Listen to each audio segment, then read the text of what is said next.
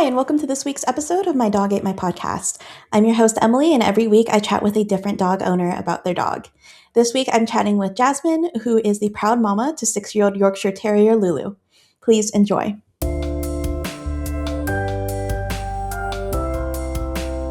Hi, Lulu. Lulu. Oh my gosh, she's so cute. Sunday, so it's our long walk day, and so this is like her post water. It was really rainy. How does she normally do in the rain? So she used to hate it, and now she is growing a little bit more on it, so she can walk, I would say, a mile, and then she wants to go home, whereas before when we were living in Seattle, she would walk a block and then turn around like right away. Does she wear like a raincoat or anything? Yeah. So in that picture that I sent you, she was wearing her clear raincoat. And so we lost that one actually. So we had to order a new one. But it's like a full body one with like Oh, her paws are covered and everything. that's so Yeah. cute. Yeah. So, did she go with you? Because you moved down to Mexico for a little. Mexico, right? Yeah. Did she go with you? Yeah, we were there for 3 months, and she had never flown before, so I was super nervous that we would not be able to, because it's like a 3-hour flight. So I Mhm. was like, she's gonna start whining, she's gonna growl at everyone, and like honestly, she slept the entire way, and unfortunately, there were babies that were being a little bit more rambunctious than her, and I was like, oh my god, this is perfect. So I got really lucky. I got to take her. And how did she adjust to living in Mexico for 3 months? The first couple of days, she definitely did not like it. And then when she found out that she can roam and be free and just do whatever she wants all day, every day, then she's like, okay, this is the life. So much so that when she got back here, she got so depressed. And I was like, oh my gosh. Like, we came right as everything was flooding. So it was really rainy. It was really gloomy. And she didn't eat for like 2 days. And I thought Oh she was my really sick. gosh. But no, I think she was just sad because there's no UV of 8 and she has to be on a leash. It's definitely a very different, it's different climate wise, and it's also just a different life. Yeah. Oh, yeah, Yeah. absolutely.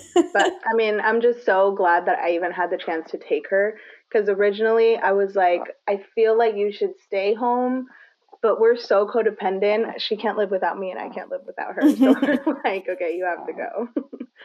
So yeah. I hear like her little like grumbles that she Oh my God. So she snorts and snores. And I don't know, like, I mean, her vet says her nose is fine, but I swear ever since she was a puppy, because I've had her since she was, I think, like 4 months. And ever since she was a puppy, she's 6 now, she's always done like this weird, like, snort as she's just like here, like if you scratch her on the back, you find her spot. But at night, like sometimes she will wake me up in the middle of the night because she is snoring so Oh loud. my gosh. Oh, I feel bad because sometimes people are like, she's growling at me, and I was like, no, I promise. She She's just just snorts. grumbling. She's like a little like Ewok. It's really My cute. sister calls her a gremlin, but I like Ewok better. That sounds Yeah, nicer. because the Ewoks are cute and fluffy, and she would Yeah. make a good Ewok for like Halloween. So tell me how she came into your life. Oh my gosh. So during COVID, that's when I got her, and she was actually a gift from my mom. So I had a heart dog. His name was Jojo. He's a little cream chihuahua, and I love him so much. Loved because he actually ended up running away while I was out of town when I was, I think, 12. And Mhm. I was like so distraught, I was so depressed, didn't want to talk to like anybody in my family, didn't want to talk to any of our pets. And like my mom always tried to find me pets like rescues and dogs that I feel like would be able to kind of just not replace that relationship, but kind of just like make me feel less lonely. And they Mhm. never worked out. And I could not find a dog that I like clicked with, which is so funny because it's a dog. You'd think that you would click with them instantly, but no. So on my 20th birthday, I got Lulu as a gift from my mom. And we're literally the same. So I think the first day she was like, I don't want to talk to you. And I was like, I don't want to talk to you. And then by the second day, we were like best friends and just completely inseparable. And did you get to name her? I did. So Lulu came to me out of nowhere. I was gonna name her Bella, but I feel like one doesn't fit her, and two, that's a very common dog name. Hmm. And then I was just laying in bed, I couldn't sleep, and I was like, oh my gosh, I'll just name her Lulu. And my sister's like, that fits her so perfectly. So it was Oh. my second name that I thought of. And did your mom specifically pick out a Yorkie for any reason, like mostly size, or what led her to getting you a Yorkie? So definitely size. My dream dog is a German Shepherd, but big dogs have big poops and lots of hair. Hmm. So my mom, I was 20 and it was COVID, so I just come back from college and I was living at home. So she was like, "We don't need a big dog." And then she found her through a family friend who's a breeder, and we actually got our other Yorkie, I think, from the same breeder because we have another mini Yorkie. And then, yeah, my birthday was right around the same time, and my mom was like, "Oh my gosh, she's perfect." And she's hyperallergenic, so she does not drop any hair, which is amazing. How often do you have to groom her? I try to groom her like once every 2 months. This is Hmm. now like, I think, her third month because I just haven't had time to get her to a groomer's since we came back from Mexico. And it's really actually pretty easy to maintain her hair. Like, she doesn't get matted very easily, which is like, thank God, because we had a Havanese, and Havanese get matte fast, but I don't have to deal with that with her. So. What does an average day in the life look like for her? Depends on the day. On a Sunday, for example, today we have the day off. So I normally start with sleeping in until like 8 or 9, and then we go on a very long walk on the Sammamish River Trail. We come home, she eats her breakfast, we play with my baby brother. We kind of just see where the day takes us before we go for our second walk of the day. And then we wind down. Like on Sundays, for example, she gets a bath. So she gets her bath tonight, and then we just do like a nice self care like evening activity. And then on the days that I work is a little bit tougher because I do 7 to 3.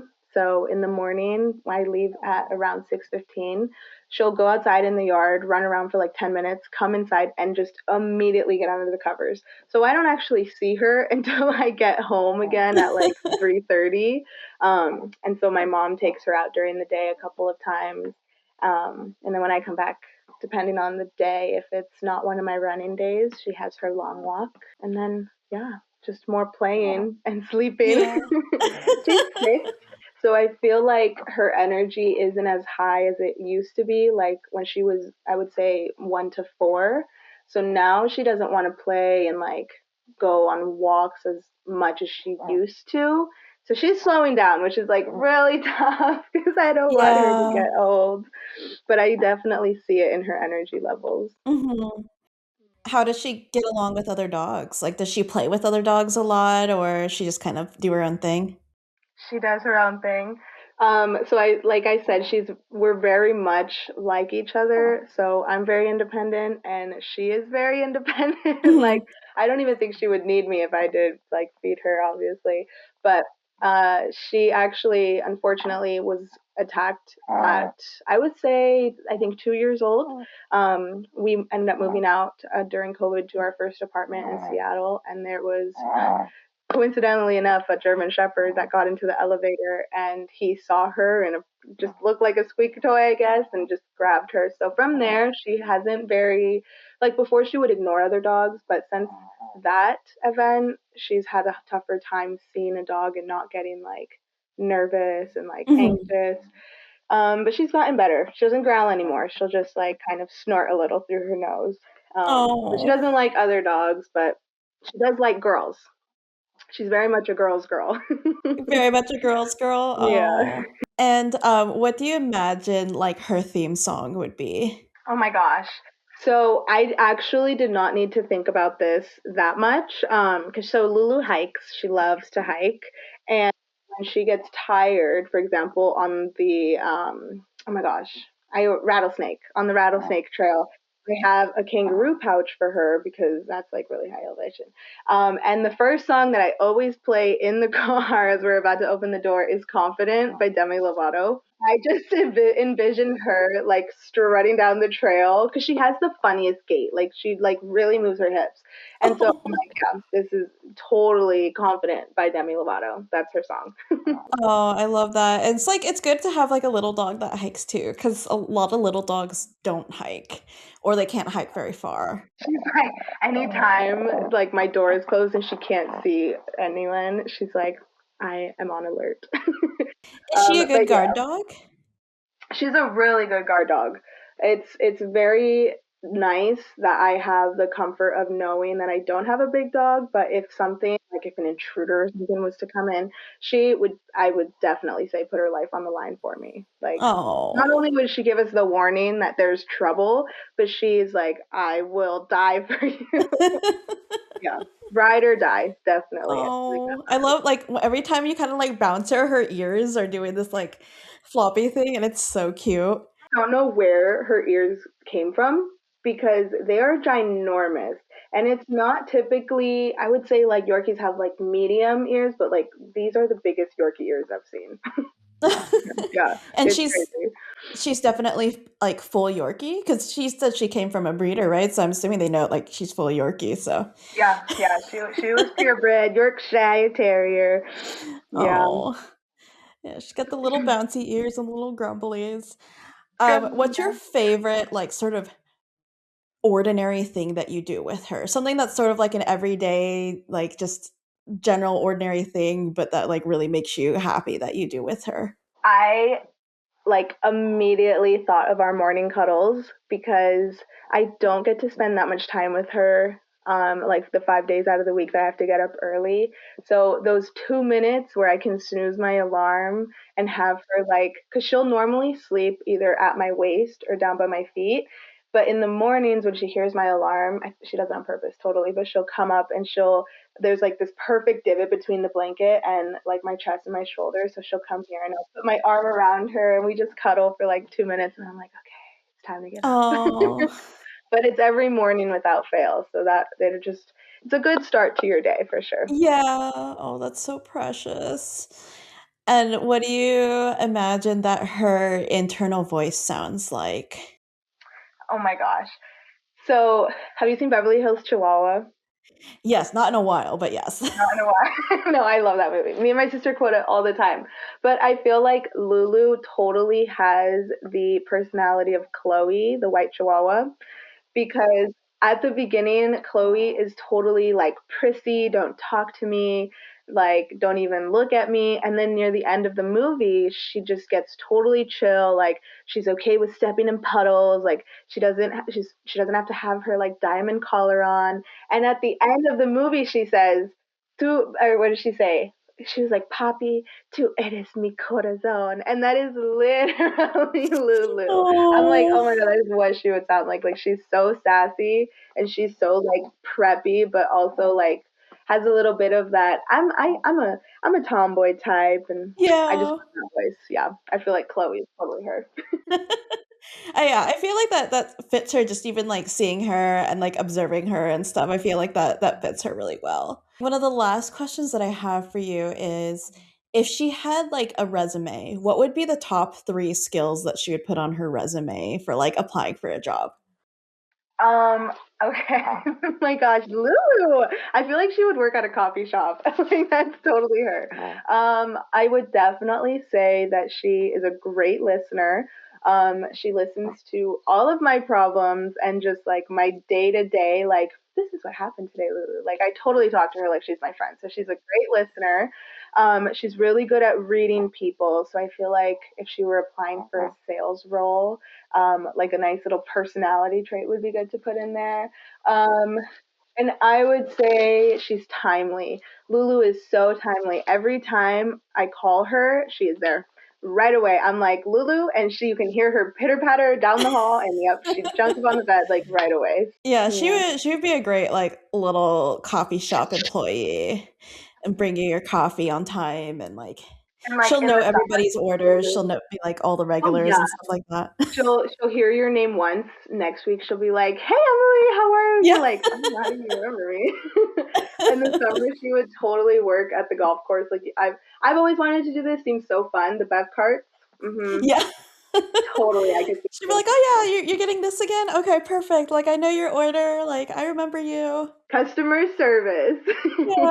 See, she does kind of like mirror you then, because I'm always impressed when you know everybody's names at Pilates, because I know so Yeah, many people just come in and out. yeah. So it feels very similar. Like she would be the one to know everybody's names. Oh, yeah. And, like, with me and even her, like, she'll see you once and she'll totally remember you, which is really good because then we don't have to reintroduce you again. But Mhm. that's kinda how it is with me. I will meet you one time and just your name will be forever engraved in my brain, so the next time that I see you, it's so weird because 'cause they're like, "How do you remember my name?" Maybe even working in the same job, I feel like she would be so Yeah. good at it. She would be, yeah, great front desk customer service, like, yeah. Totally. Well, I will let you both go. So I know her shelter shout out is Homeward Pet, which I know is close to where we both live.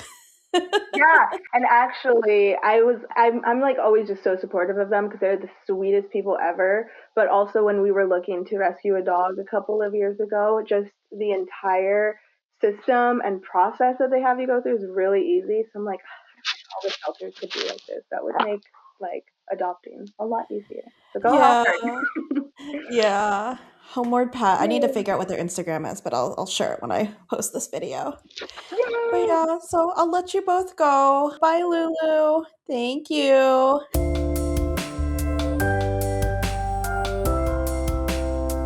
Thanks for tuning in, and don't forget that you can listen to, watch, and subscribe to My Dog Ate My podcast anywhere that you get your podcasts. And don't forget to check out Lulu's rescue shout out of the episode, which is Homeward Pet in Seattle, Washington. Thanks, and we'll see you next time.